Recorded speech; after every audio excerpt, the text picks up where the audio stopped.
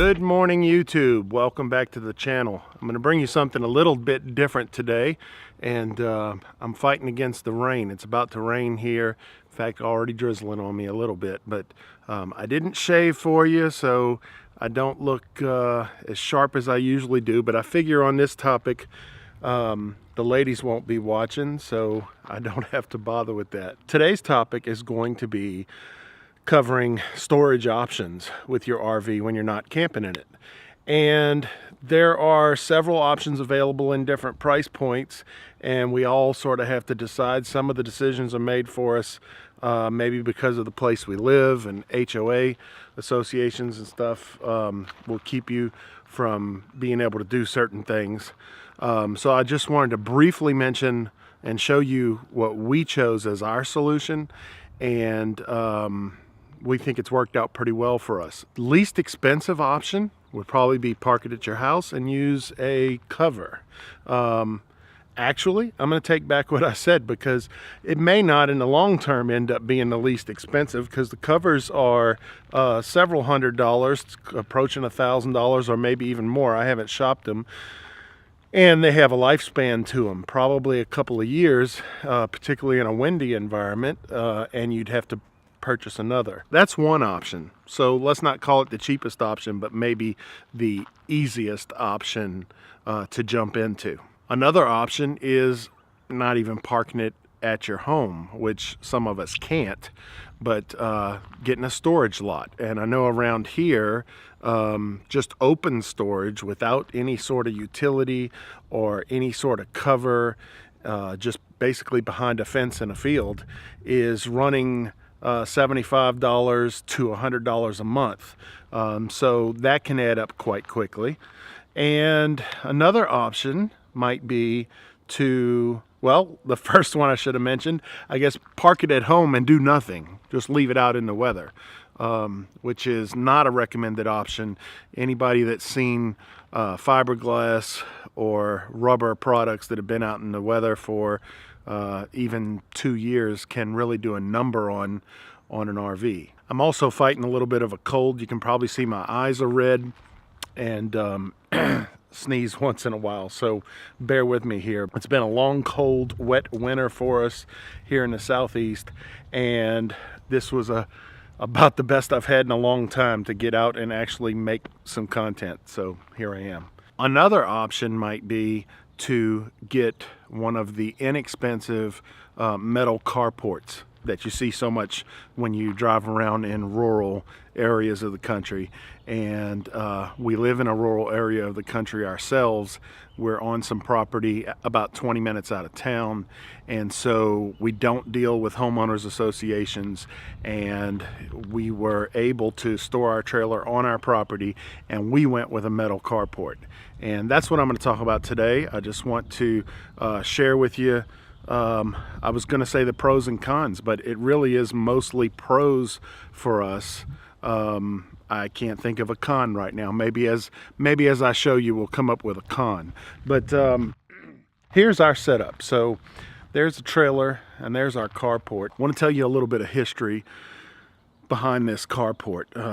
Well, the first step was, we are on a few acres, but we have very hilly, well, here, I'll show you. You know, a lot of my property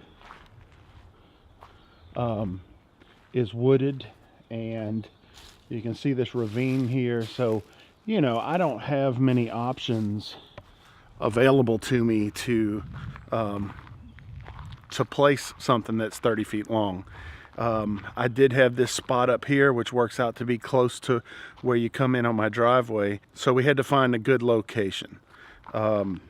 Secondly, we had originally, our first RV about 6 years ago was a 15-foot hard side trailer. And so we purchased about 3/4 of what you see here now. So the front half from here, it's a mirror image. Let's see, from here up to the front. So the first 20 feet was the initial carport that we had.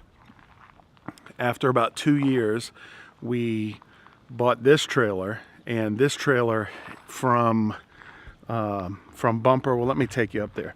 from bumper to ball was about I think just under 28 feet. The box itself is just under 25 feet. The carport that we chose was originally 18 foot width by 10 foot in the legs, the height of the legs, and 20 feet long. And that worked fine for that first trailer. And here for the second trailer, we added 10 feet. That's one big plus to these metal trailers, is metal carports, is that you can add and change as you need. And so I'll come over here. We added 10 feet to the back, and I think you can see, you might be able to see there's a seam right up in this area somewhere, and all this part is about 2 years newer than the rest of it. We didn't exactly have a flat spot. I have a small tractor, so I was able to grade somewhat some flatness into it. What you see behind me is my neighbors, that's not me. But I was able to grade some with my trailer, but then I ran out of soil and I never did finish it. But I'd like to get an order of soil in here and another order of gravel and finish off the back. You can see how my backside kind of slopes off, so I don't want to back the trailer up any further than that. So it's never been finished, but it really doesn't affect us, and so I haven't fixed it. Since the ground was not quite level, I put these concrete piers back here in the back where we came off a grade a little bit. They go about 3 feet down, and the installers put concrete anchors and bolted to those. Never had any issue with anything shifting due to wind or anything. After about 5 years of living with it, it seems like it's wearing really well. So I expect this will probably be the only carport we ever have to have. So the 10-foot high legs, you can see what those provided for us. That provided us about 5 feet of clearance up above the trailer that we can has come in handy because we get up there and do maintenance. So that extra 5 feet has allowed us to get up there and do maintenance from time to time. We went up and put the, you may have seen the episode, putting a hard start capacitor on the air conditioner. So we were able to do that during the summer underneath the carport, out of the sun in a cool environment. So it was very helpful for that. We've gotten up there to do resealing on the roof, and so we like having that extra height. Could we have gone maybe 2 feet shorter and saved $100 or so? Yes, but I think it's well worth it to have that extra height. And who knows what the next rig is going to be. Some of these rigs go maybe a foot taller than what we have now. We found the carport to be really cost effective. It wasn't very expensive. I think the first go around when it was sort of shorter was about maybe $1,200 or $1,500. It wasn't very much. And the addition was maybe another $1,000. So I don't think we have too much over about $2,000 into the whole carport. When we added that addition, we did decide, you can see behind me, we came down one level on the sides. So we come down about halfway on the sides. And really, you can see I've got trees here blocking some sun. The other side has some trees. I didn't feel like we had much of a need to spend the money to go all the way to the ground with this. So we stopped about halfway, and that seems to have worked out well. It is a possibility, it's crossed our minds, that we may go all the way down to the ground with these sidewalls, and that would allow us to put hooks and storage and shelving and things on the inside that we don't have now. So I could see that being a big benefit, but we're not really in a rush for it. Waiting until we find the extra money, you know, that extra money. But we haven't found it yet. Another option you'll have to decide if you want is the gable ends, the front and back. Of course, in the front we didn't want that because we'd lose clearance for a trailer to get in there. But on the back, we possibly could have closed in the back side, but in reality, it's all woods behind there, so wasn't concerned about security, wasn't concerned about the sun.